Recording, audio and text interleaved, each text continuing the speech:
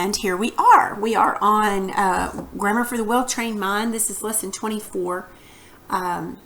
You'll do this lesson today, and then I'm going to have you, you'll be doing review 2 right here. And this is going to go over weeks 4 through 6. So you might want to look back and see if you can get your pages from week 4, week 5, and of course this week as well. Look over those because I don't want you to use those pages when you take your review. I know it's just a review. I'd like for you not to use those. I don't have tests on these, and I'm not even, frankly, I don't even know if they do test on this or not. I've never used this before. So I'd rather you not use the review. If you just cannot remember and you just feel like you have to, then that's okay. All right, so let us look today. We looked at contractions and possessive adjectives prior days. Contraction is a combination of two words with some of the letters dropped out. Remember, he's, is, he is, with the I left out. And you put the apostrophe where that is. It's not the same as his. She's, she is, not the same as her. It's, it is, it's not the same as its. Okay, lots of people get these last 3 completely confused. So we're going to get these right. Okay, if you have to write these down, whatever you have to do. This is a contraction that means it is. This is a pronoun that means it belongs to, you know, its fur or its house or whatever. Possessive pronoun, I guess you'd call that. Your, and your. This means you are. It's a contraction meaning you are. This is a pronoun, possessive pronoun. Your house, your dad, your car. They're not the same.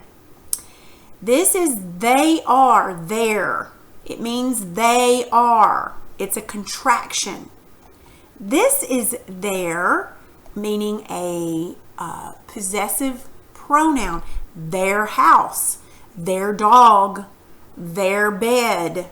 Okay, a good way to remember, this one's easy to remember because it's just they are. This one's easy to remember because you see the word H-E-I-R. You pronounce that heir. Well, an heir is a person that something belongs to them. An heir gets something there. They're going to possess something. So just remember the word there with the word heir in it means possession. They're going to own something. It's a good way to remember that. All right, and here's some examples using these words up here. You can look through those. Now down here on 24A, you're going to be using possessive adjectives correctly. Okay? Cross out the incorrect word in parentheses. So go ahead and pause this as you finish this up, and then we will check it.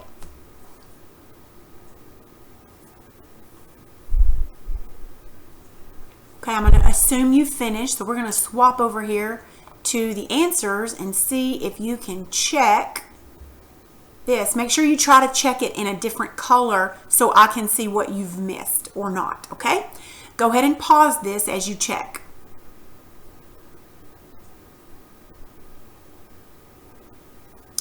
Okay, I hope you did well.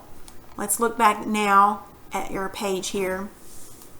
You're going to learn something called a compound noun. Is a single noun composed of 2 or more words. 1 word, shipwreck, haircut, chalkboard. Hyphenated words, self-confidence, check-in, pinch hitter. 2 or more words, air conditioning, North Dakota, the Prince and the Pauper. These are all considered compound nouns because they consist of 2 or more words that make 1 word or phrase. Okay, so shipwreck, these are called, we know these are called compound words because they're just 2 little words put together to make 1 big word. It's what we call a compound word. It's a compound noun. Okay, these are hyphenated, but it's like self-confidence is 1 thing. Check-in is one thing. Pinch hitter is one person. These are compound nouns. Okay. Air conditioning, that is two words. They're not put together, but they're two words that make a phrase of one thing. North Dakota is one place, even though it's two words. The Prince and the Pauper, that's 5 words, but it's the same thing. It's one thing. That would be a whole noun. Okay? Look at 24b. Underline each simple subject once and each simple predicate twice. Find the verb first. Underline it twice, and then say who or what, whatever. Underline the subject once. Circle each compound noun. See if you can do that by yourself. Pause it and then turn it back on and we'll check.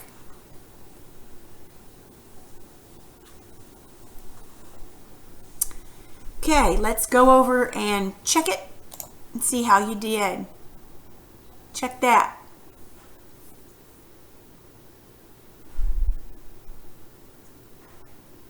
Okay, I hope you did okay on that.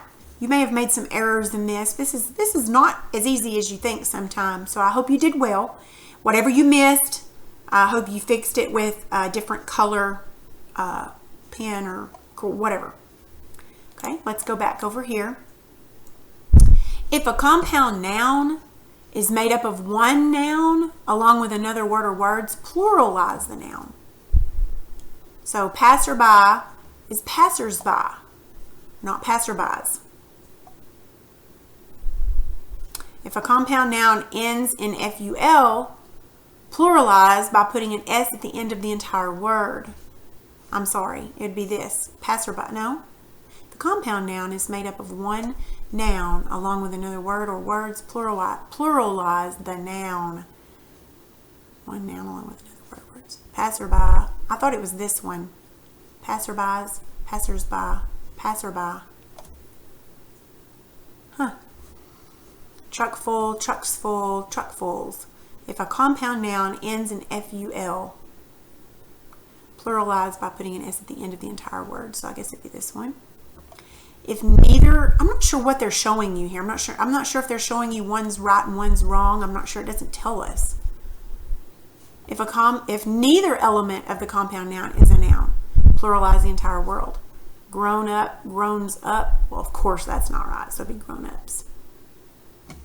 If the compound noun includes more than one noun, choose the most important one to pluralize. So attorney at law, well, of course, attorneys at law would be what you'd do. So this is correct. Attorney, I used to work for an attorney, so I know that's correct. This is also correct, I do believe. But then these and these are right. All right, let's look at 24C. We'll see what we can understand. So write the plural of each singular compound noun in parentheses in the blank to complete the sentence. Okay, look back up here if you need to. If like I said, these are kind of hard to understand. I'm not quite sure how why they're showing you that. But nonetheless, see if you can fill those in. Of course, I'm not grading it. And then when you're done, we'll check the answers. So go ahead and pause it and check this and do this.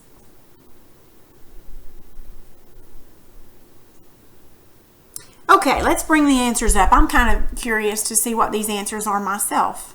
Kind of confusing to me, I thought. Okay, so here's a note to me. Yeah. Okay.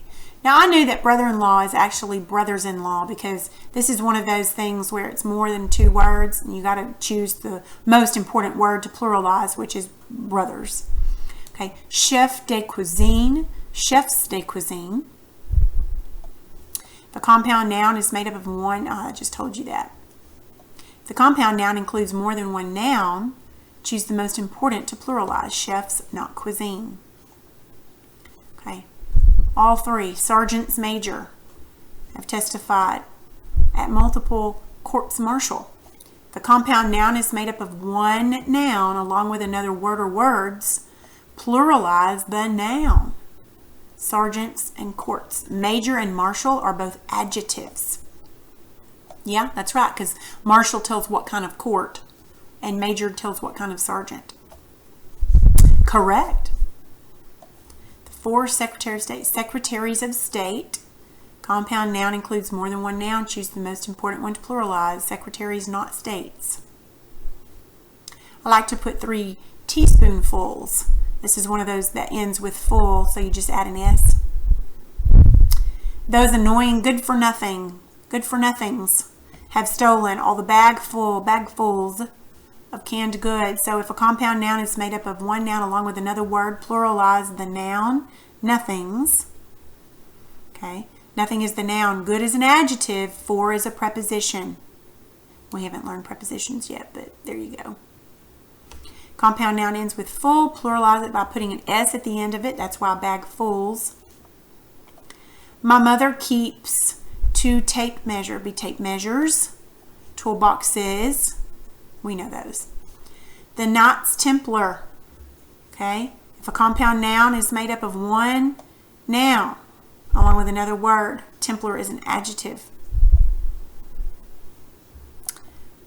Poets laureate. I don't know how to say that. If a compound noun is made up of one noun along with another word or words, pluralize it. Poets is a noun. Laureate is an adjective. Well, I didn't know that, but there you go. Okay? Yeah, these were kind of confusing to me. Sort of. Okay, I hope you understand those well enough to take your review. Like I said, if you need to look back at your pages when you take your review, go ahead. It's going over these sections, be from weeks 4 through 6. But please look back over it if you need to. If you don't, that'd be great. But I will be grading review 2.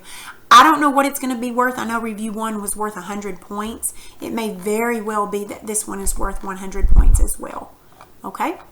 All right. Let me know if you need any help.